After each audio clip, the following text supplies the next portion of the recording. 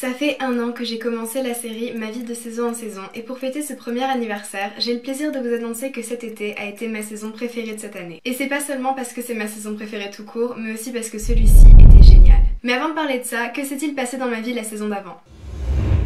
J'ai l'impression que l'univers s'est aligné pour me dire allez sis, bouge ton cul. J'ai pu, littéralement 2 jours après ma majorité, commencer les démarches pour la création de mon entreprise. Cet été, j'annonce, va être absolument incroyable.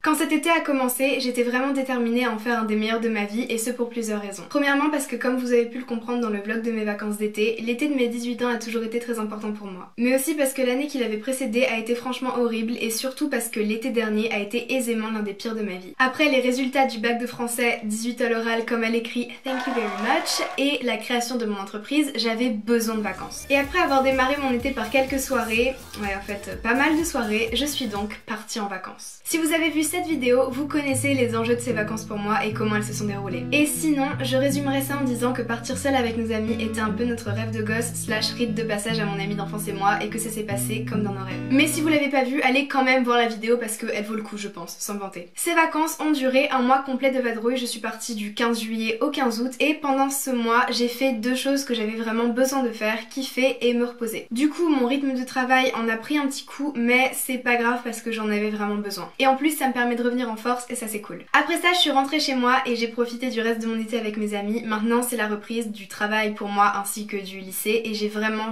hâte d'en avoir fini avec cette période de ma vie. J'avoue que maintenant que j'ai goûté à la vie d'entrepreneuse, le lycée ça me paraît plus aussi intéressant qu'avant, même si j'avoue que ça m'a jamais vraiment paru super intéressant. Je me pose beaucoup de questions en ce qui concerne mon avenir, si je vais ou non faire des études, mais une chose est sûre, même si c'est tout nouveau et que j'ai encore très peu d'expérience, la vie d'entrepreneuse a l'air de vraiment me plaire et je pense que je vais pas abandonner ça. J'ai pas grand chose d'autre à dire sur mon été à part que niveau santé mentale, j'ai réussi à retrouver un bien-être que j'avais pu ressentir depuis je dirais les États-Unis et ça m'a fait vraiment du bien. J'espère vraiment que je vais réussir à maintenir ça malgré le travail qui reprend. Maintenant la question que vous attendez tous, est-ce que j'ai réussi à atteindre les objectifs que je m'étais fixés pour cet été? On va voir ça tout de suite. Passer mon bac de français, finir la création de mon entreprise et établir un plan pour son avenir. Oui et oui, le travail avec ma cliente actuelle avance super bien, j'espère que ça va pouvoir se concrétiser dans les semaines qui viennent et je compte prendre d'autres clients aussi dans les semaines voire mois qui viennent. Maintenir un rythme soutenu de parution de vidéos. Non, j'ai un peu délaissé YouTube pendant mes vacances. Mais je reprends et je suis surmotivée, du coup si c'est pas encore le cas, bien sûr n'hésitez pas à vous abonner et à activer la cloche, vous connaissez la chanson, histoire qu'on fasse un petit bout de chemin ensemble sur notre route vers la réussite. J'adore cette phrase.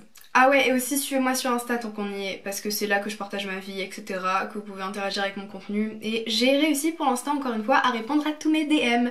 J'en suis pas peu fière, c'est galère. Continuer mon roman, non plus, et je suis désolée pour mes lecteurs, ça arrive, j'ai une petite panne d'écriture en ce moment, j'y travaille. Faire mes premières factures, yep. Sortir de ma zone de confort. Oui, je suis partie en vacances seule avec mes potes, j'ai rencontré plein de monde, j'ai testé plein de nouvelles choses, et surtout, grosse sortie de ma zone de confort de cet été, j'ai réalisé un de mes rêves, sauter en parachute. J'en parlerai mieux dans une vidéo dédiée à ça qui devrait sortir la semaine prochaine, c'était incroyable.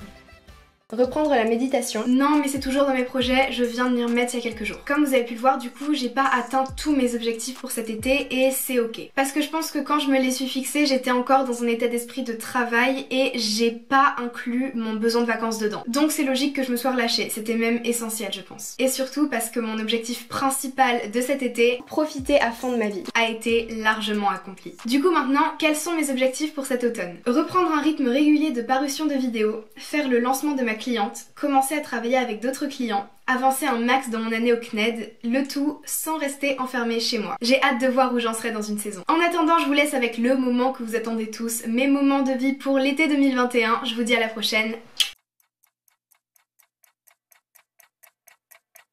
Time goes by so slowly. Time goes by so slowly. Time goes by so slowly.